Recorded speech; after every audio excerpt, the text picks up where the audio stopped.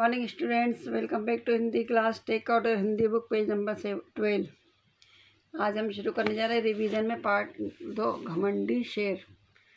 घमंडी शेर क्या है? एक प्रेरक कहानी, प्रेरणादायक कहानी।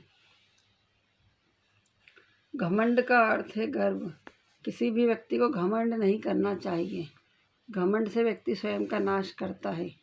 इस पाठ में हमें घमंड ना करने की सीख देते हुए हमारे अंदर विनम्रता का गुण विकसित करने का यत्न किया है। घमंड कभी किसी को नहीं करना चाहिए। इस पाठ में यही बताया गया है, घमंड ना करने का। एक जंगल था, उसमें एक घमंडी शेर रहता था। शेर को अपने बल पर बहुत घमंड था। वह सभी को अपने से छोटा समझता था। जंगल में एक शेर रहता था। वो कैसा था? बहुत ही घमंडी था, क्योंकि उसको अपनी ताकत पर घमंड था और वह सभी को अपने से छोटा समझता था। एक दिन उसने घोषणा करवाई कि सभी लोग आकर प्रणाम करें। अगले दिन एक एक करके सभी जानवर शेर महाराज को प्रणाम करने आए। तो शेर ने घोषणा करवाई कि सभी आकर, जंगल में सभी आके मुझे प्रणाम करें। तो अब सभी जानवर ने आकर शेर को प्रणाम करने लगे। शेर ने इधर उधर देखा और बोला, अरे चींटियाँ नहीं आई अभी तक। शेर ने देखा तो बोला, अरे चींटियाँ तो अभी तक नहीं आई। खरगोश अपनी आदत के अनुसार बोला, महाराज वे तो हमेशा देर से आती हैं। खरगोश बोला, महाराज चींटियाँ तो हमेशा देर से आती हैं। लोमड़ी बोली, जल्दी पहुँचना उनके बस की बात नहीं है। यह सुनकर सभी जानवर हंस पड़े। लोमड़ी ने बोला कि जल्दी आने चींटियों की बस की बात नहीं है। ये सुना तो सभी जानवर हंसने लगे। शेर लाल पीला हो गया। वह तब तक रानी चींटी अपनी सेना के साथ वहाँ आ गई। शेर को बहुत गुस्सा आया। जब तक क्या हुआ, रानी चींटी भी अपनी सेना के साथ आ गई। शेर बोला, कभी तो समय पर आया करो, हमेशा देर से ही आती हो। शेर ने रानी चींटी से बोला कि तुम कभी समय से जाकर हमेशा लेट आती हो। रानी चींटी बोली, महाराज रास्ते में बारिश का पानी भरा हुआ था, इसलिए हमें आने में थोड़ी सी देर हो गई। उसने बोला कि रास्ते में पानी भरा हुआ था, इसलिए हमें आने में थोड़ी सी देर हो गई। अब शेर का गुस्सा बढ़ गया। उसने आओ देखा ना ताओ, बोला, एक तो देर से आती हो, ऊपर से मेरे सामने जवाब देती हो। चुप हो जाओ वरना अभी जान से मार डालूंगा। शेर को गुस्सा है। उसने कहा कि अभी एक तो तुम लेट आती हो और ऊपर से मुझसे सवाल जवाब करती हो, मैं तुम्हें जान से मार डालूंगा। रानी चींटी यह सब देखकर परेशान हो गई। वह सोचने लगी कि क्या करें। तभी उसे एक उपाय सूझा। वह तुरंत अपने मित्र कनखजूरे के पास गई और धीरे से उसके कान में जाकर कुछ कहा। दोनों ने एक योजना बनाई और मंद मंद मुस्कुराने लगी।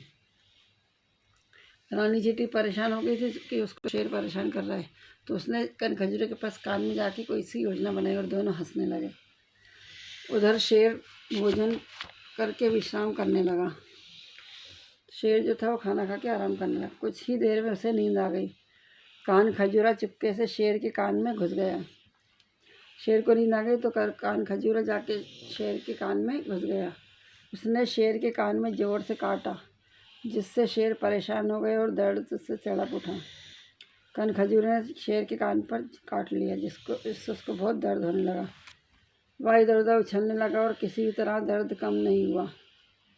शेर दर्द के मारे उछलने लगा, लेकिन उसका दर्द जो तकलीफ थी वो कम नहीं हुई। इतने में जंगल के सभी जानवर भी वहाँ आ गए। शेर के कान का दर्द बढ़ता ही जा रहा था।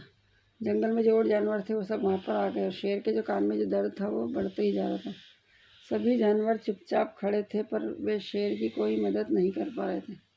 सभी जानवर खड़े थे लेकिन शेर की कोई मदद नहीं कर पा रहे थे।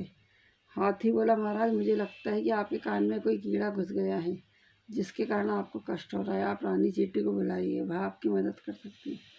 हाथी ने शेर से बोला कि महाराज ऐसा लगता है कि आपके कान में कोई कीड़ा घुसा है और कोई आपको तकलीफ दे रहा है। आप जल्दी से रानी चींटी को बुलाओ, वो आपकी मदद करेगी। शेर ने रानी चींटी को संदेश भेजा। थोड़ी देर में चींटी अपनी सेना के साथ शेर की गुफा में पहुंची। शेर ने रानी चींटी को खबर भेजी तो रानी चींटी थी वो शेर की गुफा में आ गई। शेर ने कहा, मेरे कान में बहुत तेज दर्द है, कृपया मेरी मदद करो। शेर ने रानी चींटी से कहा, मेरे कान में बहुत दर्द है, मुझे मेरी मदद करो। रानी चींटी धीरे से मुस्कुराई और शेर के कान पर चढ़ गई।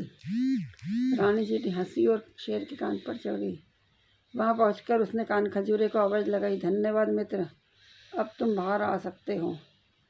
उसने कान खजूरे को आवाज़ लगाई और उसको धन्यवाद दिया कि अब तुम बाहर आ सकते हो।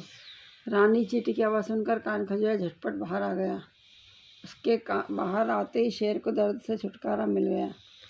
जब रानी चींटी ने बोला तो खजूरा शेर के कान से निकल के बाहर आ गया और शेर को दर्द से आराम मिल गया। शेर बोला, चींटी बहन मुझे क्षमा कर दो, मेरी समझ में आ गया कि कभी किसी को छोटा नहीं समझना चाहिए। शेर ने चींटी से बोला, मुझे माफ़ कर दो, अब मैं समझ गया कभी किसी को छोटा नहीं समझना चाहिए। यह देखकर रानी चींटी मुस्कुराती हुई वहाँ से चली गई। इस प्रकार एक नन्हे से खजूरे चींटी ने शेर का घमंड चूर-चूर कर दिया। तो कभी भी हमें घमंड नहीं करना चाहिए। एक नन्ही सी चींटी और खजूरे ने शेर का घमंड चूर कर दिया था। हमें हमेशा विनम्रता से रहना चाहिए। Thank you, have a good day.